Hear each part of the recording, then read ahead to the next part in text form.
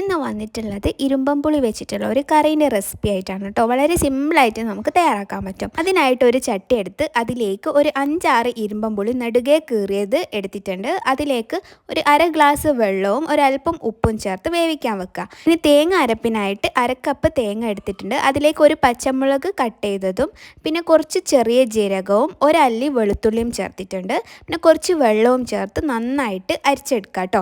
അപ്പോൾ ഇതിവിടെ നന്നായിട്ട് അരിച്ചെടുത്തിട്ടുണ്ട്. ഇപ്പോൾ നമ്മൾ ഇരുമ്പമ്പുളിയൊക്കെ നന്നായി വെന്തിട്ടുണ്ട്.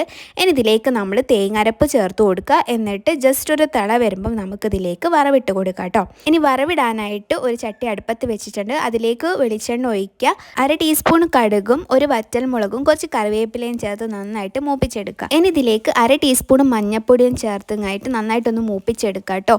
ലോ ഫ്ലെയിമിലാക്കിയിട്ട് ചെയ്യണം കേട്ടോ. നേരത്തെ ഇരുമ്പമ്പുളി വേവിക്കുന്നതിൽ ഈ മഞ്ഞൾപ്പൊടി ഇട്ടുണ്ടെങ്കിൽ അങ്ങനെ മതി, അല്ലെങ്കിൽ ഇങ്ങനെ ചെയ്താലും മതി. എന്നിട്ട് നമ്മളിത് കറിയിലേക്ക് ഒഴിച്ചു കൊടുക്കുക. എന്നിട്ട് നന്നായിട്ട് മിക്സ് ചെയ്തെടുക്കുക. അപ്പം വളരെ ഈസി ആയിട്ടുള്ള ഇരുമ്പമ്പുളി കറി ഇവിടെ റെഡി ആയിട്ടുണ്ട്. എല്ലാവരും ഒന്ന് ട്രൈ ചെയ്ത് നോക്കുക. ഇഷ്ടമായിട്ടുണ്ടെങ്കിൽ ലൈക്ക് ചെയ്യുക, കമൻറ്റ് ചെയ്യുക, പ്രീവിയസ് വീഡിയോസൊക്കെ കാണുക. നിങ്ങളെ ഫ്രണ്ട്സിനും ഫാമിലിക്കും ഒക്കെ ഒന്ന് ഷെയർ ചെയ്ത് കൊടുക്കുക കേട്ടോ. അപ്പോൾ എല്ലാവർക്കും ബൈ.